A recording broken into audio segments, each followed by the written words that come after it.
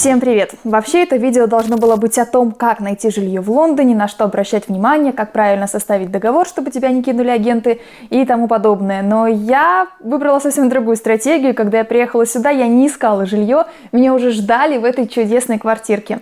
Как я нашла самых лучших арендодателей на свете, как выглядят лондонские общаги, сколько они стоят, вы узнаете из этого видео.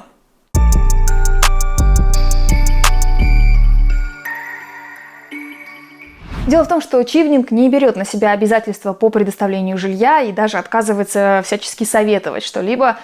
Выделяют деньги в месяц, у меня была стипендия 1363 фунта, и я должна была как-то сама себе на эти деньги найти жилье. Ну, кажется, что это больше там 110 тысяч рублей, и этих денег должно хватить, но нет. Лондон вообще очень известен на весь мир тем, что здесь за те деньги, за которые в нормальных других, я даже сейчас не беру Россию, там в Германии, в Австрии можно снять полноценную квартиру, здесь ты можешь позволить себе только маленькую комнатку, и то не в самом центре. У студентов есть несколько вариантов. Либо заселиться в общагу, либо снять квартиру с другими студентами, одну на всех, на 3-4 человек, либо поискать местных жителей и снять комнату у них и жить с ними.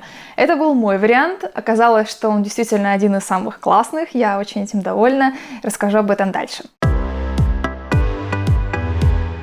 Когда мы говорим об общаге, конечно же, приходит в голову такая наша русская условно-бесплатная комната в общежитии, где сразу живет 3-4 человека, грязь, обшарпанные стены и тому подобное. Хотя никогда там не жила, но именно такое я видела и однажды в Питере останавливалась.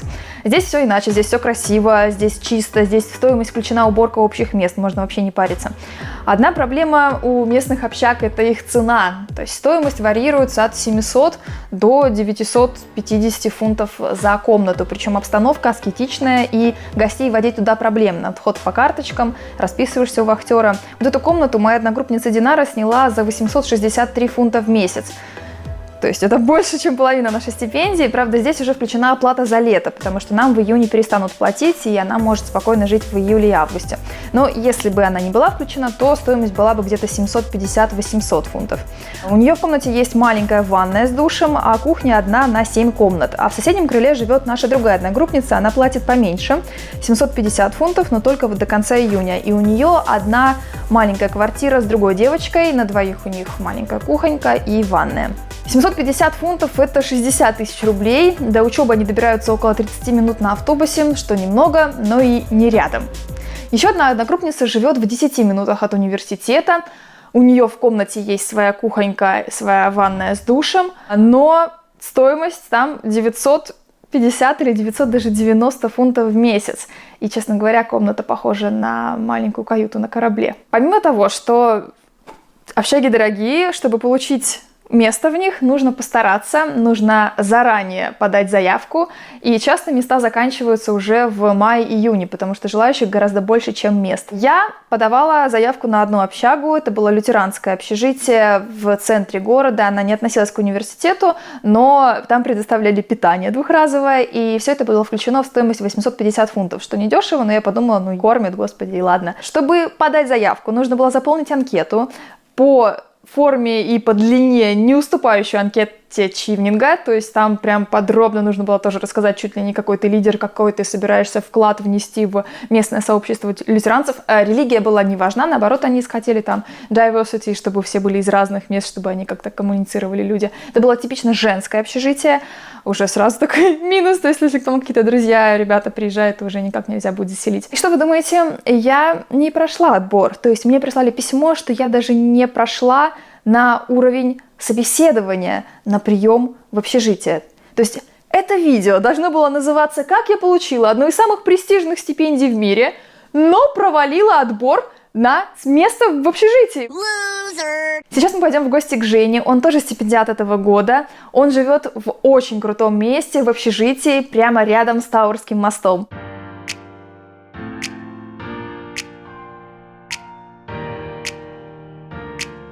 Ну, добро пожаловать в Office for Residents от Лондонской школы экономики, наша общага.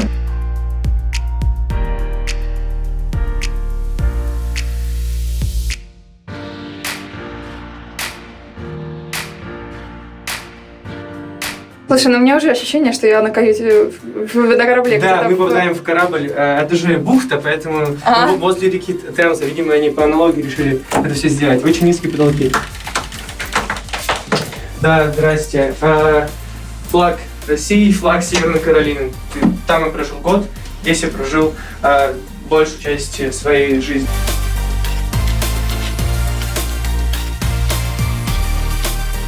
Раковина, шкаф. Все очень просто.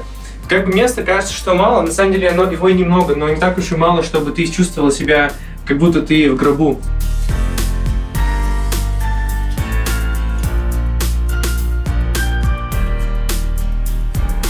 У балкона две интересные вещи. Первая интересная вещь, то, что видно шарт отсюда, этот небоскреб. Вечером прикольно выйти с кем-то поговорить по телефону, на него посмотреть. И другая вещь прикольная, то, что есть доступ к другой квартире соседней через один балкон.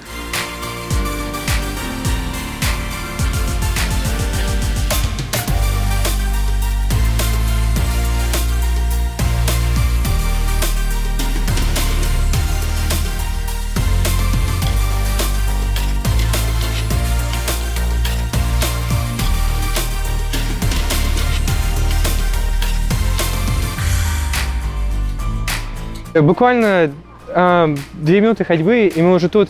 Казалось бы, я должен платить дофига денег за эту общагу, но стипендия Чивнинг тебе не даст много денег за это, платить за любое жилье, поэтому как вообще можно урвать себе дешевое жилье?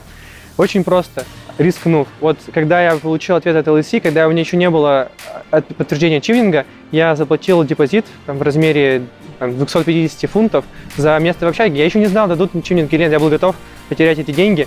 Но рискнув, я себе место там зафиксировал при определенной цене. Эта цена 169 фунтов в неделю. И благодаря этому я более-менее адекватно могу себе аренду позволять в нормальном месте. Но с другой стороны, тут тоже свои минусы есть. Здесь все в округе очень дорогое. На самом деле у общежитий множество преимуществ. Самое главное, их можно забронировать заранее, просто внеся депозит. Никто не будет придираться к тебе, что ты студент, и ты, возможно, останешься неплатежеспособным.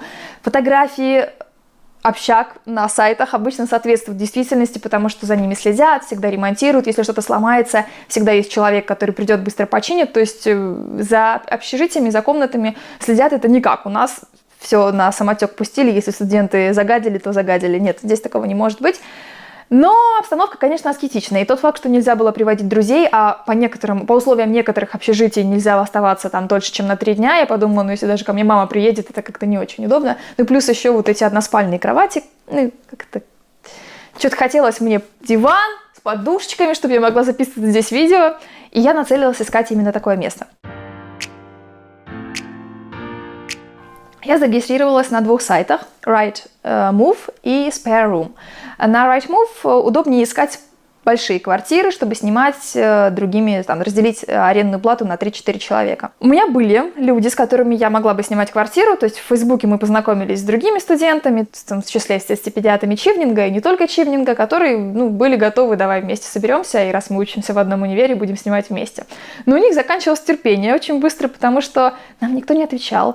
Надо понимать, что здесь все квартиры сдаются через агентство, то есть здесь нет, как в России, вот это с экономией, мы сейчас по черному договору на 11 месяцев заключим, нет, все платят налоги. Никто не хочет заниматься сдачей, никто не хочет заниматься этой морокой. Здесь довольно-таки сложные договоры, депозиты, всякие разные условия там. Если, не дай бог, у тебя там что-то случится с матрасом, ты будешь платить полную стоимость. Настращали меня так. И было сложно, потому что говорили, либо вы смотрите условно эту квартиру завтра, либо никогда, потому что квартиры уходят довольно быстро, и рынок очень ликвидный, подвижный, 2-3 дня, и квартира либо комната уходит. Я просила одну свою знакомую посмотреть комнату мне здесь, ничем это хорошим не закончилось, я поняла, что это практически бесполезно искать что-то заранее, но дело в том, что я не знала точно, когда я приеду, и я боялась, что я приеду уже после начала учебного года, и что мне совсем не будет времени искать жилье, и, конечно, хотелось все-таки приезжать не в хостел в какой-то облупленный за бешеные деньги, а уже в ту квартиру, где будешь жить. Это сложно, я не думала, что это будет так сложно. самое ужасное, что люди, с которыми я думала снимать жилье, потихоньку отваливались и находили либо вот от отчаяния бронировали себе комнаты в общежитии, либо просто решили уже приехать и искать на месте. Кстати, не для всех это закончилось хорошо. Некоторые люди, месяц искали здесь жилье и периодически там жили на Airbnb квартирах и тому подобное. То есть все очень сложно, и наше положение усугубляло то, что мы студенты. И часто в объявлениях ты видишь фразу «no students», то есть только трудоспособный занятый человек, работающий. Я оплатила 10 фунтов или долларов за пользование функцией «ранняя пташка» на Spare Room. Это когда ты можешь в приложении с поиском квартир писать тем владельцам тех объявлений, которые только-только вот опубликовались, то есть, способ выкачивать деньги. Я думала, что это поможет. И я разослала около, 30, наверное, сообщений, и большая часть осталась без ответа. На некоторые был ответ, что извините, уже там сдана, либо вы смотрите завтра. То есть люди даже не соглашались на какой-то видеопросмотр. Я решила изменить свою тактику. Я стала писать не владельцам, а именно людям, которые current flatmates, которые ищут кого-нибудь на подселение, которые тоже снимают квартиру, и у них, например, комната освободилась. И я думала, что они же заинтересованы в том, что я была бы не только платежеспособной, но еще и нормальным человеком, адекватным. Писала там, как я прекрасно готовлю, убираю, что вся такая чистоплотная, буду заниматься, не буду водить мужиков, не буду бухать. Поняли, в общем, да, не буду пить. И я думала, это сработает. Я предлагала ссылки на свой профиль на каучсерфинге, на сайте волонтерства. То есть у меня был опыт жизни с другими людьми и вовлечение в общую жизнь в общественных пространствах квартиры. Но это тоже не сработало. То есть я находила прекрасные комнаты прямо рядом с университетом, и все мне просто отбрасывали, отбрыкивали, либо просто не отвечали, что чаще всего происходило. В какой-то момент я помню, что я вообще не спала всю ночь. Я не знала, я думала, что, наверное, может, это какой-то знак, что мне не стоит ехать, потому что, почему так сложно? И самое ужасное, что очень же дорого, то есть квартиру снять отдельную, это 1500 фунтов. То есть, это вообще невозможно, это больше, чем стипендия. Я нацелилась на 800 фунтов, что на самом деле тоже 64 тысячи рублей, господи. Но стипендия это покрывала, я думала, что у меня останется чуть меньше половины, но, в принципе, должна выжить. Я там по калькуляторам посчитала, что на еду там 300-400 фунтов в месяц, и, в принципе, я должна прожить. И я еще подписалась на парочку групп в Фейсбуке. Я оставлю здесь ссылочки, если кому-то когда-нибудь понадобится искать жилье в Лондоне, они будут или здесь, или в описании. И там тоже никто не отвечал, либо, если ты, не дай бог, публикуешь на стене в Фейсбуке сообщение о том, что ты ищешь жилье в Лондоне, тебе сразу прилетает 10 других сообщений, понятные объявления, странные цены. Я вот сейчас покажу вам парочку объявлений, то есть это, просто думаешь, что это вообще такое, это для кого жилье и почему такая цена, и или предлагают что-нибудь вообще там в какой-нибудь 5-й зоне, то есть там 2 часа добираться до Лондона с пересадками, и надо понимать, что проезд здесь не дешевый, то есть это в день спокойно может 10 фунтов, то есть 800 рублей уходить на проезд, что тоже невыгодно ни разу, плюс сколько времени ты тратишь. И в какой-то момент я совсем отчаялась, и тут мне пришло сообщение в ответ на мое сообщение в Фейсбуке от молодой пары семейной. Они были актерами, музыкантами, почему были, они сейчас ими являются. И они сдавали одну комнату в своей квартире. И я с ними созвонилась по скайпу, мы поговорили с владельцем квартиры, с Крисом, который сейчас является моим лендлордом. И буквально там парочку слов о себе я рассказала, он о себе рассказал. Оказалось, что он владелец, то есть даже не арендует эту квартиру, он ею владеет, что добавляло привлекательности этому варианту, потому что это означало, что он будет следить за всем, что здесь происходит, там, за отоплением, за водой, светом и тому подобное, потому что, за мебелью, то есть он заинтересован в этом, потому что это его квартира. Здесь было все, что я хотела, здесь, я покажу сейчас вам свою квартиру, господи, чё ж я это, болтаю, если можно показать, посмотрите. Вот, смотрите. Вот тут я сижу, записываю вам это видео. Крис музыкант, играет на 1000 разных инструментов, и сейчас он готовится к новогоднему своему выступлению, поет всякие Christmas songs, carols и так далее. И моя комната. Стена, кстати, настоящая, это не фотообои. Я планирую здесь что-нибудь еще заснять. Вот этот стол и стул, их здесь не было. Это ребята мне купили сразу же, когда я приехала. Это, кстати, было моим условием приезда. Да, я считала, свои условия диктовала. Я говорила, что, был только комод, и говорю, мне надо заниматься.